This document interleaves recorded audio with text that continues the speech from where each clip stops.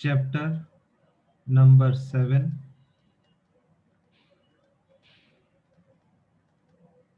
Dissolution of partnership firm.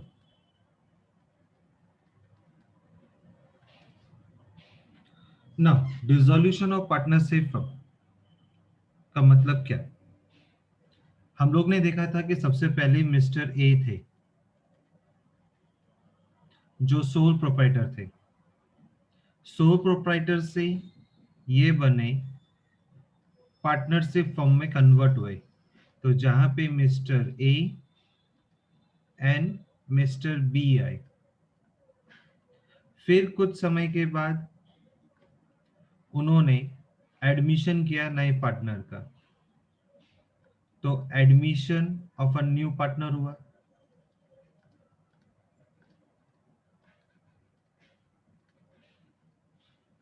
तो मतलब ए तो थे ही, साथ ए प्लस बी तो था ही, अब साथ में सी भी आ गए। That was an admission of a new partner. Admission of a new partner से दो रास्ते थे। या तो फर्म रिटायर्ड हो जाएगा, कोई भी पार्टनर एक retire, that is known as what, retirement. या कोई भी एक पार्टनर डेथ हो सकता है। या ये था कि पूरी की पूरी फर्म डिसॉल्व हो जाए, दैट इज डिसोल्यूशन ऑफ। तो डिसोल्यूशन के बारे में बात करें।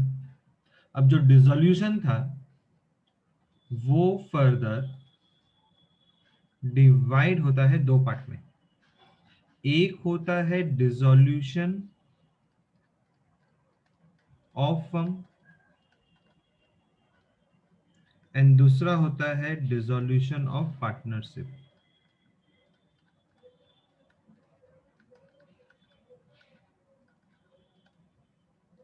और हमारे कोर्स में जो है that is dissolution of partnership firm है। इससे हेडिंग का नाम भी है dissolution of a partnership firm. Basically dissolution का मतलब क्या है? अगर हम बात करते हैं डिसोल्यूशन, तो डिसोल्यूशन क्या है?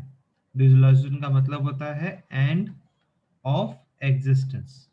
तो जो स्टार्ट हुआ है उसका हमें एंड करना पड़ेगा। सो दैट मीन्स जो पार्टनरशिप मैंने स्टार्ट करी थी अब उसका एंड करना है, that is end of existence. और ये एंड ऑफ एग्जिस्टेंस है, उसका मतलब दो हो सकता है, या तो आपका फर्म डिसॉल्व हो रहा है या आपकी पार्टनरशिप डिसॉल्व हो रही है। तो पहले हमें समझना है कि दोनों का मतलब क्या, डिसोल्यूशन ऑफ फर्म क्या बोलना चाहता है एंड डिसोल्यूशन ऑफ पार्टनरशिप क्या बोलना चाहता है। So when a partnership firm closes, when a partnership firm close its business on permanent basis, it is known as dissolution of partnership firm. तो जब हम ये बोलते हैं कि when a partnership firm close down its business on a permanent basis पे ही, नहीं हमें अपनी permanent basis पे ही business को wind up कर देना है, तब उसे बोलते हैं dissolution of a firm। तो मैं यहाँ पे लिखूंगा closes down on a permanent basis। तो जब ये क्लोज डाउन होगा ना परमानेंट बेसिस, उसे कहते हैं डिसोल्यूशन ऑफ पार्टनरशिप फर्म। ना वो डिसोल्यूशन ऑफ पार्टनरशिप में हम लोग ये मानते हैं कि when except one partner all partners get separated from a firm, this is also an end of partnership ही होती है। If this continues, one partner will become the owner of sole proprietor firm.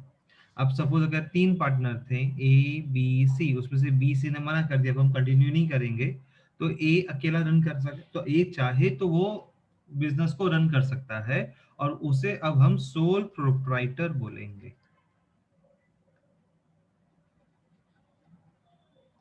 तो वो sole proprietor बन के business को run कर सकता है, पर जो पार्टनरशिप थी वो डिसॉल्व हो गई। मतलब यहाँ पे पार्टनरशिप डिसॉल्व हो गई, बिजनेस कंटिन्यू रहेगा, that is dissolution of partnership.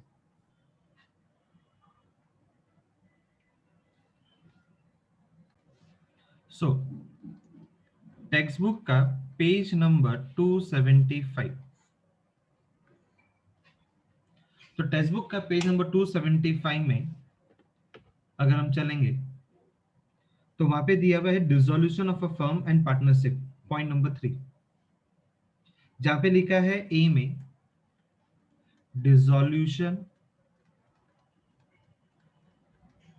Of firm as per section 39 of Indian Partnership Act, when all partners get separated through dissolution of the firm, that brings ends of the partnership. So as per section 39 of Indian Partnership Act हमें क्या बोलता है कि when all partners get separated, सारे partner separate हो गए, A B C तीन partner थे और तीन पार्टनर सेपरेट हो गए और बोला कि नहीं अब हमें कंटिन्यू नहीं करना है बिजनेस को, हम लोग एंड करते हैं अपने बिजनेस को, that brings an end of the partnership. तो पार्टनरशिप क्या हो जाएगी, एंड हो जाएगी. It is known as dissolution of firm, उसे हम डिसोल्यूशन ऑफ फर्म बोलते हैं. So in this manner, when one partnership is dissolved and closed down the firm, it is dissolution of firm and the business of firm is closed down in this circumstances. तो यहाँ पे आपका business end हो जाएगा, that is known as dissolution of a firm.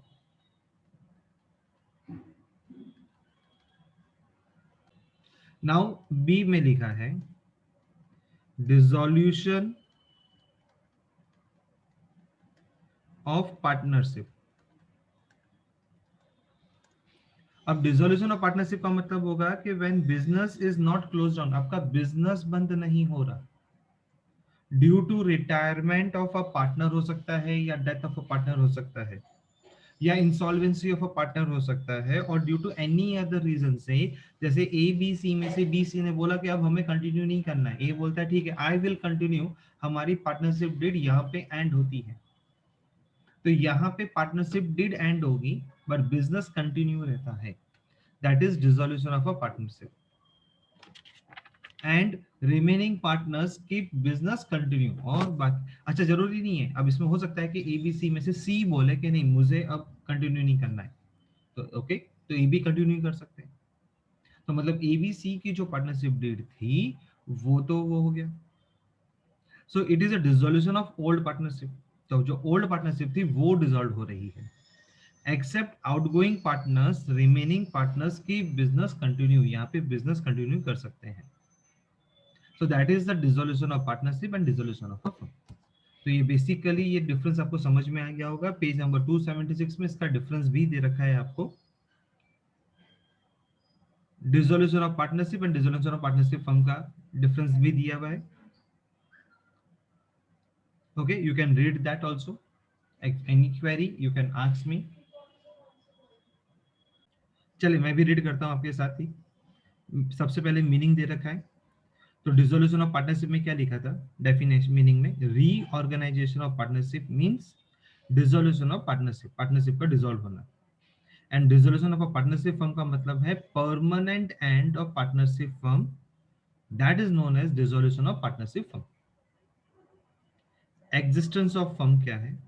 Existing of firms remain continuous. Partnership में, dissolution of partnership में आपका firm continuous रहता है, जबकि डिसोल्यूशन ऑफ फर्म में there is an end of existence of firm, firm will not continue, firm will get end. Now we talk about books of accounts.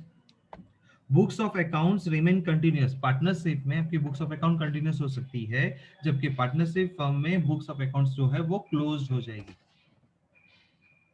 In dissolution of partnership में no accounts are settle, इसमें कोई account settle नहीं होगा क्योंकि आपका business तो continue हो रहा है. तो when business is get continue तो हम किसी के भी अकाउंट को क्लोज नहीं करेंगे. हाँ, जो प्रॉफिट है या लॉस अराइज होता है ड्यू टू रिवैल्यूएशन में, वो क्रेडिट या डेबिट हो सकता है रिस्पेक्टिवली पार्टनर्स को. पार्टनर्स कैपिटल अकाउंट में जाएगा. And generally accounts of on outgoing partners जो है वो ही हम सेटल करेंगे.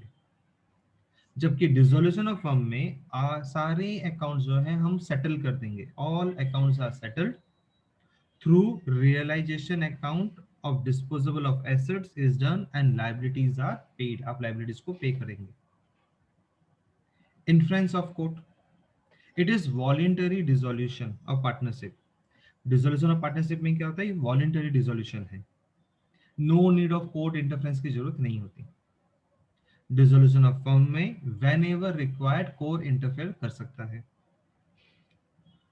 इन डिसोल्यूशन ऑफ पार्टनरशिप में there may not be dissolution of firm due to dissolution of partnership. Firm dissolve नहीं होती, सिर्फ पार्टनरशिप डिसॉल्व होती है। और इसके अंदर में डिसोल्यूशन ऑफ फर्म में there is automatically dissolution of partnership हो जाएगी। जब फर्म ही एंड हो गया तो पार्टनरशिप भी एंड हो जाएगी। So when partnership firm is dissolve. तो ये था difference of dissolution of firm and dissolution of partnership. चलिए, नाउ इफ वी से इस चैप्टर में जो है थियोरी भी आती है एंड जर्नल एंट्रीज भी आती हैं, तो आपको इक्वली इस चैप्टर में थियोरी को भी लर्न करना पड़ेगा। तो डिसोल्यूशन ऑफ पार्टनरशिप फर्म, अब जो पार्टनरशिप फर्म है ये 3 पार्ट में डिवाइड हुआ है।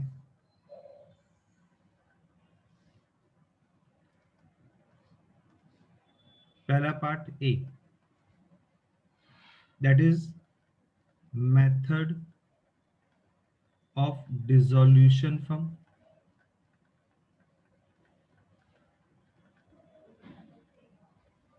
दूसरा part B, legal and other provision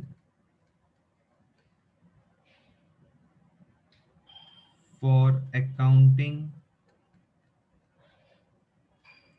settlement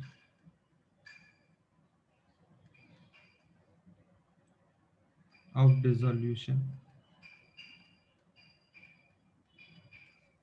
Sir,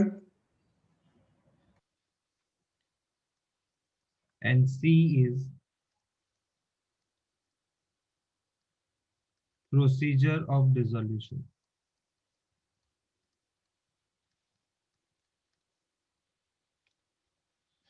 चलिए, तो अगर हम लोग चलते हैं सबसे पहले ऑन पेज नंबर 276, तो method of dissolution of firm is further divided into 2 parts.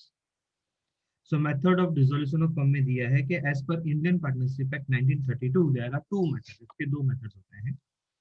पहला मेथड में ये बोला गया है normal dissolution,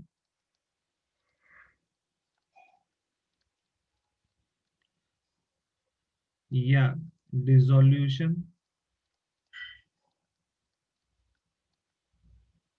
without interference of court, without interference of court। And दूसरा प्रोसेस है डिसोल्यूशन बाय कोर्ट, जहां पे कोर्ट बीच में आता है, बाय कोर्ट। हम सबसे पहले पढ़ते हैं नॉर्मल डिसोल्यूशन या dissolution without interference of court. इनके ऊपर they can ask you short note also.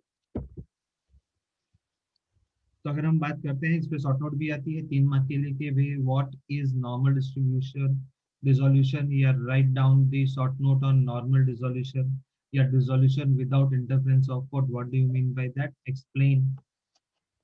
तो ऐसे ये लोग पूछते हैं। तो इसके अंदर में सबसे पहला पॉइंट है by agreement.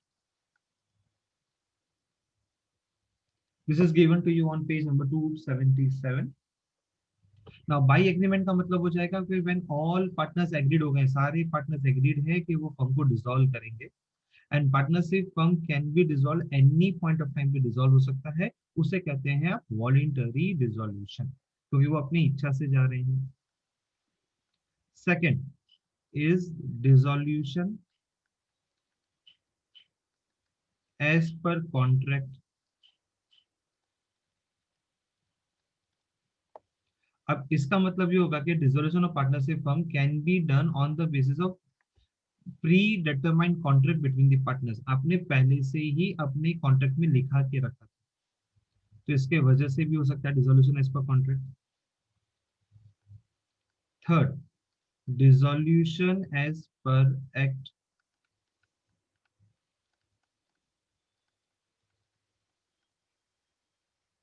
Now when all partners of the firm become insolvent हो चुके हैं एक को छोड़ के, तो ऑल पार्टनर्स बिकम इंसॉल्वेंट हो जाएंगे। एंड दूसरा हो सकता है कि when business of the firm becomes illegal, जैसे कि गवर्नमेंट ने कुछ रूल्स चेंज कर दिए, अब गवर्नमेंट ने रूल्स चेंज कर दिए और रातों रात पता चला कि अब हम जो बिजनेस करते थे वो इलीगल हो चुका है। सो व्हेन बिजनेस, हम एक्सपोर्ट इंपोर्ट का धंधा करते थे, अब वो इलीगल में चला गया। So when business of firm becomes illegal, this also bring the dissolution of partnership, firm को एंड करना पड़ेगा। Fourth, dissolution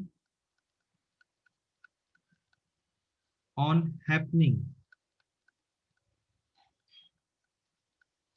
of certain contingencies।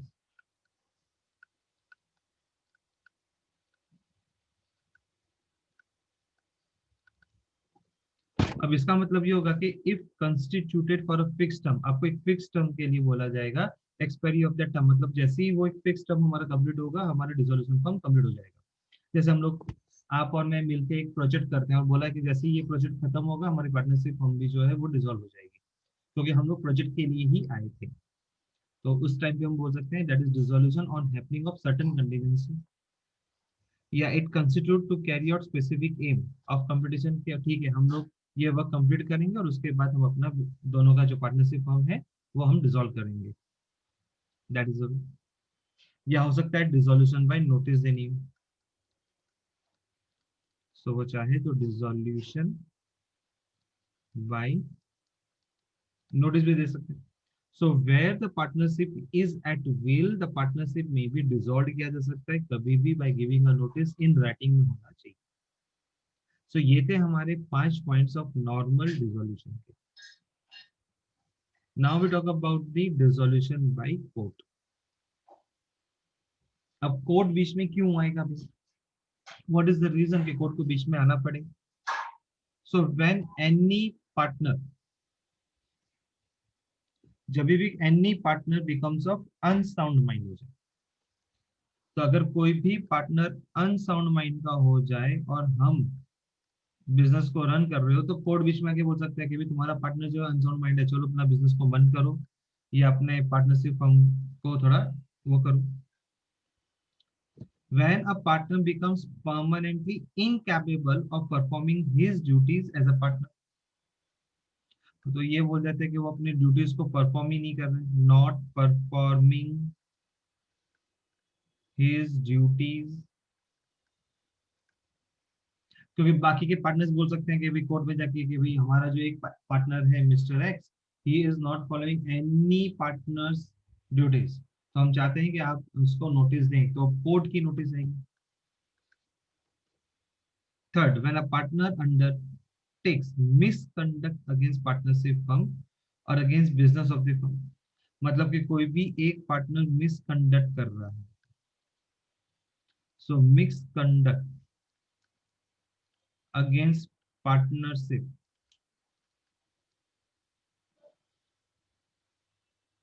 Firm.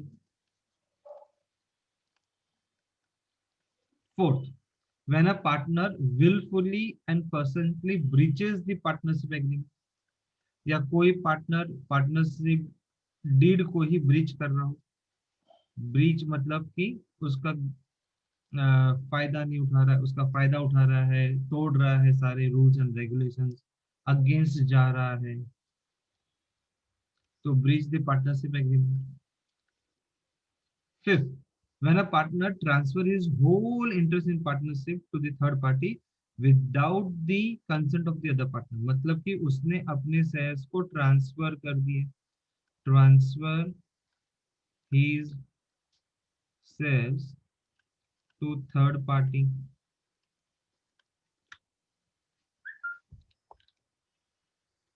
Sixth, when a firm continuously incur कर रहा है loss and is unable to run a business due to loss, तो हो सकता है कि भाई बिजनेस हमारा इंकर कर रहा है लॉस और अब वो बिजनेस को रन नहीं कर सकता, तो इंकर लॉस तो उसके वजह से भी हो सकता है।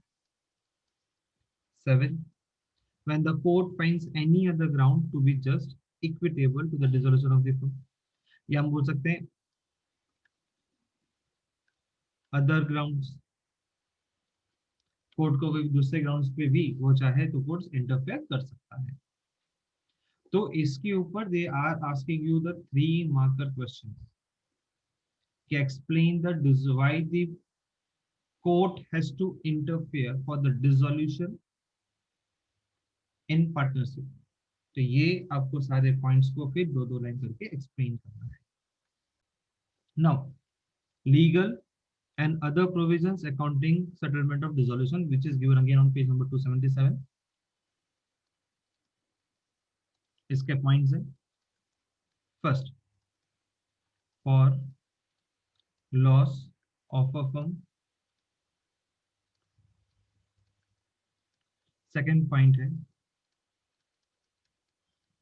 liabilities of a firm and personal liabilities of partner। Third, partners loan to firm। Fourth, loan of partner's wife। Fifth, liability of partners।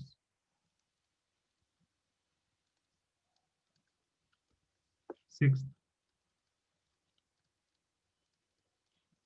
dissolution of assets।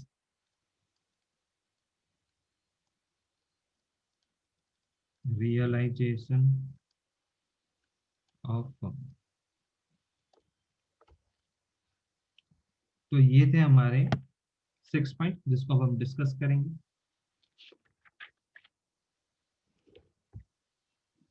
सबसे पहला पॉइंट है for loss of a firm as per Indian partnership act the loss is arised including capital deficit होती है, capital अगर deficit हो तो आपको loss हो सकता है।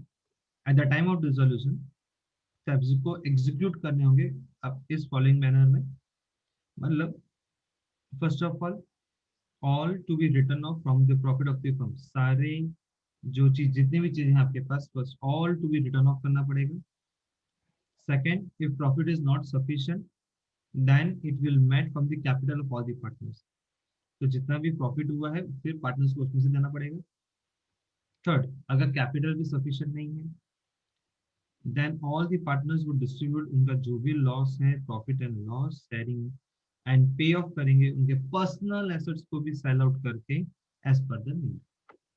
That is loss of a firm. Liabilities of a firm and personal liabilities of partners. The liabilities of a partner is unlimited. Thus, for dues towards third party, partners को responsible होना पड़ेगा individually and collectively. And as per legal provisions, assets of the firm आपको use करना पड़ेगा discharge करने के लिए उनकी liabilities of the firm and सारे personal assets को आप partners आप use करते हो discharge करने के लिए उनकी personal liabilities। Partners loan to firm at the time of dissolution में first of all the dissolution जो भी expenses हैं then the liabilities of the firm are paid from the realization of assets of the firm। मतलब कि partners loan to firm का कहने का मतलब होगा कि जब आप डिसोल्यूशन करोगे तो सबसे पहले आपको डिसोल्यूशन एक्सपेंस पे करना है एंड आपकी फिर जो भी लाइबिलिटी है फर्म की उसको आपको पे करना पड़ेगा। और उस सबको पे करने के लिए आपको सबसे पहले अपने एसेट्स को सेल करना पड़ेगा, रियलाइजेशन ऑफ एसेट्स। एसेट्स को सेल करो सबसे पहले तभी तो पैसा आएगा। देन फ्रॉम सरप्लस उसमें से जो पैसा बचेगा आप लोन दोगे किनको, जिन्होंने आपके फर्म को लोन दिया था आप उनको पेमेंट करोगे। Making the payment of firms liabilities के बाद अगर सरप्लस पैसा बचा तो फिर आप पार्टनर्स बाकी में आपस में डिवाइड करेंगे।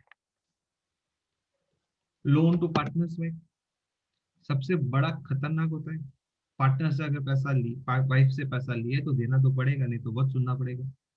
So if wife of a partner has given a loan to the firm from the personal funds may say, then this loan will be treated as liability towards the third party माना जाएगा and will be redeem accordingly, और उसको हम accordingly redeem करेंगे। Liability of partners, liability of partner भी unlimited होता है। If a partner या पार्टनर बिकम्स इंसॉल्वेंट हो जाए, सॉल्वेंट पार्टनर्स रिस्पॉन्सिबल होंगे, उसे पे करेंगे सारी ड्यूज ऑफ द फर्म को उनके पर्सनल प्रॉपर्टी में से भी। एंड सिक्स्थ होगा dissolution of assets, realisation of firm. तो realisation of firm is paid in following order में। तो अब इसके अंदर में कुछ ऑर्डर है, वो ऑर्डर को आपको फॉलो करना पड़ेगा। तो सबसे पहले इसका जो ऑर्डर होगा वो क्या होगा कि आप सबसे पहले जितने भी डिसोल्यूशन एक्सपेंसेस हैं उसको पे करोगे। All dissolution expenses is paid होगा सबसे पहले। फिर आप लाइबिलिटीज पेड करोगे towards third parties, liabilities towards third party.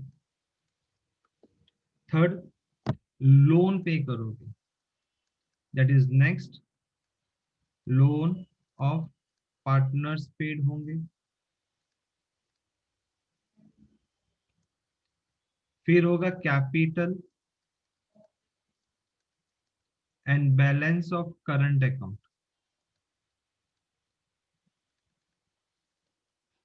और पार्टनर्स को रिडीम्ड करना पड़ेगा। एंड फिफ्थ में है even if any surplus remains after the payment shown in fourth point, then surplus will be distributed to partners, surplus will be distributed among all partners। तो exam में जो आपको जो क्वेश्चंस आने की चांसेस हैं 3 मार्क में, वो यही है। फर्स्ट, नॉर्मल डिसोल्यूशन का आ सकता है, डिसोल्यूशन बाय कोर्ट आ सकता है, या legal and other provisions for counting settlement of dissolution. इसमें से सबसे ज्यादा जो मुझे आईएमपी लगता है वो वेरी आईएमपी क्वेश्चन है, important, legal and other provisions for accounting settlement dissolution. ये मुझे लगता है, फिर भी आपको पढ़ना तो तीनों ही है। Now our next point is realisation. Now this is given to you on page number 278. Now इस चैप्टर के अंदर में आपको जो अकाउंट बनाना पड़ता है that is a realisation account. But unfortunately हमें लॉन्ग सम्स नहीं आते हैं इस चैप्टर में से, बट हमें फिर भी रियलाइजेशन अकाउंट को समझना होगा क्योंकि इसी के ऊपर से हमें जर्नल एंट्री पास करनी होती है। तो चलिए सबसे पहले समझते हैं कि रियलाइजेशन अकाउंट क्या है। An account which is prepared eight the time of dissolution to give the accounting treatments to dispose of assets and payment of liabilities is known as realization account कहते हैं। तो मैंने क्या बोला, an account which is prepared, वो account जिसे हम prepare करते हैं eight the time of dissolution के टाइम पे, ताकि हम उसकी अकाउंटिंग ट्रीटमेंट को पास कर सके। तो उस टाइम पे आपको आपके पास जितनी भी एसेट्स हैं या जो भी लाइबिलिटीज हैं आपको उसे एंड करना पड़ता है, डिस्पोज करना पड़ता है, खत्म करना पड़ता है सारी लाइबिलिटीज एंड एसेट्स को। तो वो सब हम कहाँ बताते हैं, रियलाइजेशन अकाउंट में बताते हैं। To close the assets and liabilities excluding cash and bank account, ये सब हम ट्रांसफर करेंगे टू रियलाइजेशन अकाउंट में, उनकी बुक वैल्यू जो दे रखी होगी उसके ऊपर से। So the difference of realisation account will either भी प्रॉफिट हो सकता है या वो लॉस हो सकता है, and this difference is allocated between partners in their profit sharing ratio के बीच में होता है। Profit is credited to their capital account and loss is debited to capital account होता है। चलिए तो अब सबसे पहले समझते हैं कि रियलाइजेशन अकाउंट का फॉर्मेट क्या है और इसको हम सॉल्व कैसे करेंगे।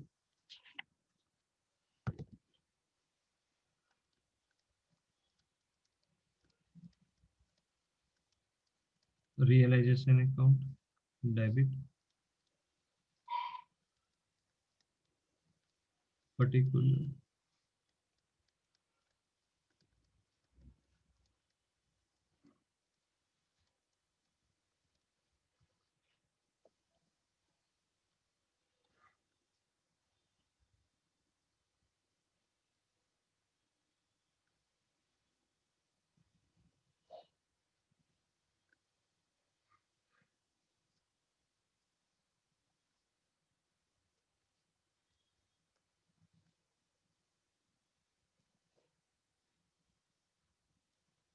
रियलाइजेशन अकाउंट में हम सबसे पहले जो एंट्री पास करते हैं वो एसेट्स की करेंगे।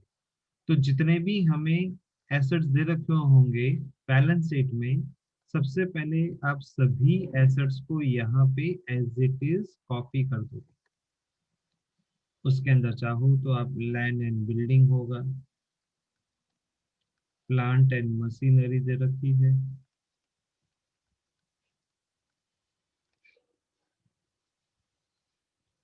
फिर furniture,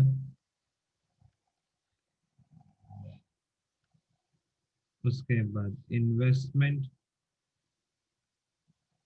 debtors, bill receivable and other assets. तो ये सब की एंट्री आप यहाँ पे पास करेंगे और उसके बाद वो आउटर कॉलम में जाएगा। तो मतलब इसके आप एंट्री क्या पास करोगे, जर्नल एंट्री पास करनी हो तो कैसे करेंगे, realisation account debited, realisation account debited to sundry assets. मतलब ये मेरी सबसे पहली एंट्री होगी और ये जितनी भी अमाउंट है वो सब बैलेंस शीट में से आएगी। चलो उसके बाद एंट्री नंबर 2। अब ये एंट्री यहाँ पे आएगी और यहाँ पे हम लिखेंगे बाय प्रोविजन। तो सबसे पहले आएगा bad debt reserve, then will be coming depreciation fund, then will be coming discount reserve on debtors, then bill payable, bill receivable लिखूंगा मैं, bill receivable because discount reserve on debtors and bill receivable साथ में है,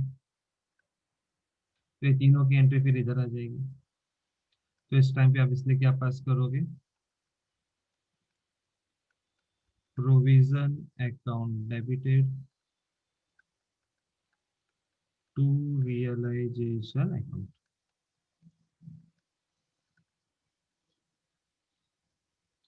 तो आपने सबसे पहले ये एंट्री पास करी, फिर आप ये एंट्री पास करोगे। उसके बाद आप लाइबिलिटीज करोगे,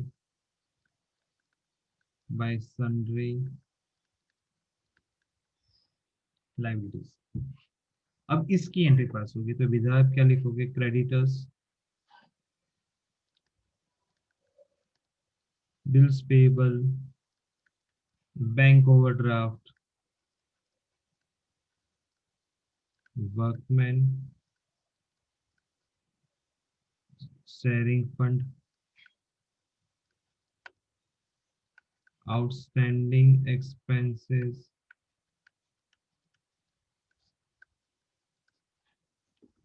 वो सब इधर आ जाएंगे। तो इसीलिए आप यहाँ पे एंट्री पास करते हो थर्ड में सन्ड्री लाइबिलिटीज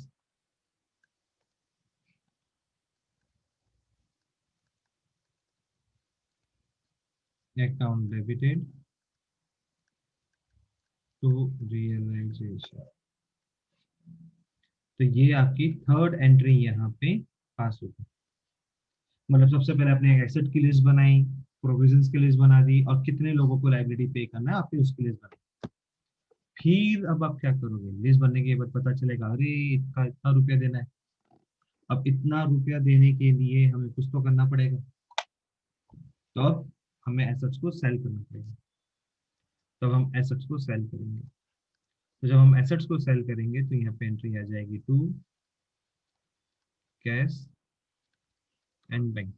सॉरी, एसेट्स को बेचेंगे ना, तो एसेट्स को बेचेंगे तो उसकी एंट्री, क्योंकि एसेट उस साइड है, हमें पैसा मिलेगा, कम्स इन होगा।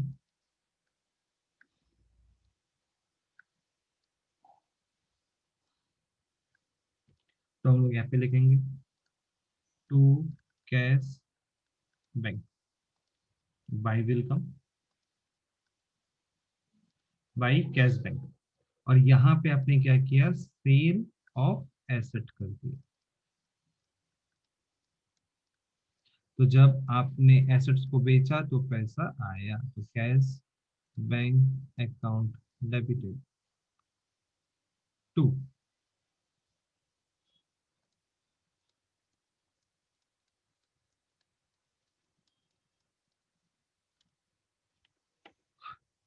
Realisation account. हो सकता है कि कोई पार्टनर बोले कि मैं ले जाता हूं एसेट्स को, तो by partners capital account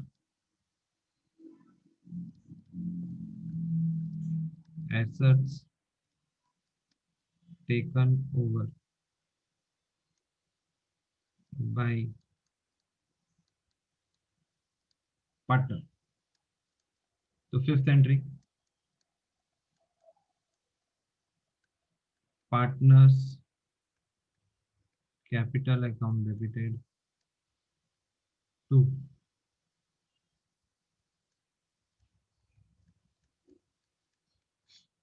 realisation account. तो ये थी फोर्थ एंट्री, ये थी फिफ्थ।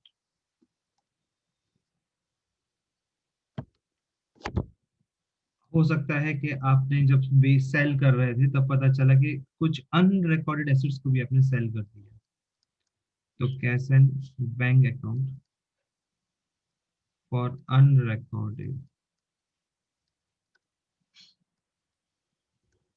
तो six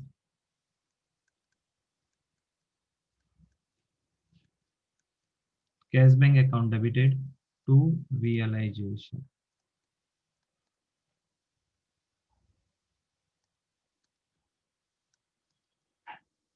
six entry,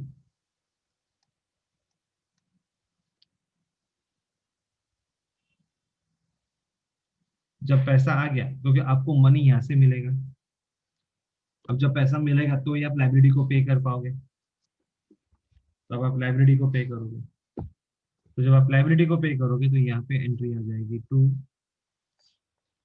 cash bank account to payment of liabilities, liabilities को पेमेंट होगा।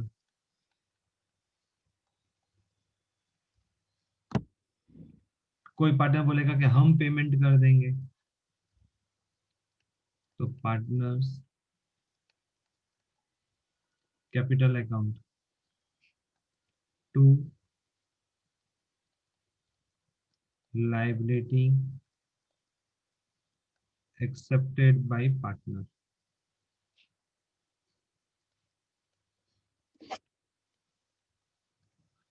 तो सेवन एंट्री है आपकी realisation account debited to cash bank. So this is your seventh entry. This is your eighth entry.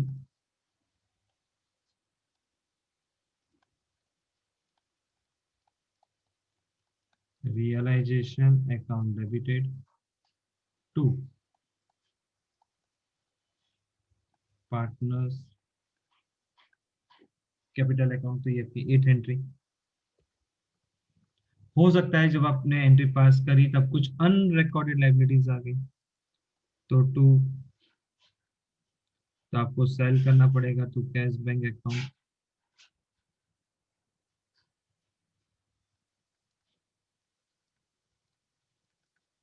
Payment of unrecorded liability. So this is your ninth entry.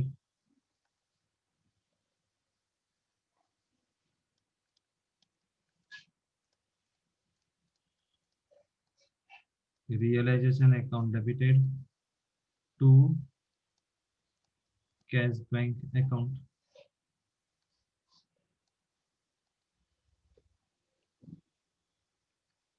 आपको dissolution expense pay करना है, तो to cash bank account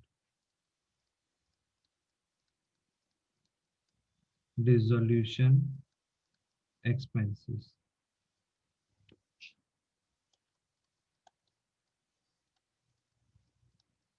so आप यहाँ पे लिखोगे realisation account debited to cash bank but यहाँ पे स्पेसिफाइड होगा dissolution expense.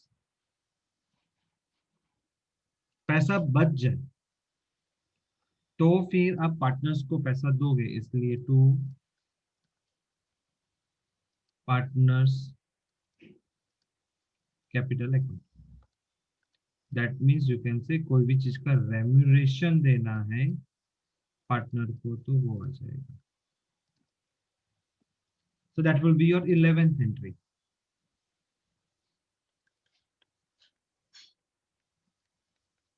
Realization account debited to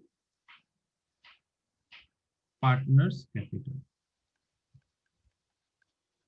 And now you will close this account. और जब हम क्लोज करेंगे अकाउंट को तो डिफरेंस आएगा। अगर डिफरेंस डेबिट साइड है तो आप बोल दोगे to partners capital current account, और अगर क्रेडिट में आए तो आप बोल दोगे by partners capital current account. तो इधर मैं लिख देता हूँ टू पार्टनर्स कैपिटल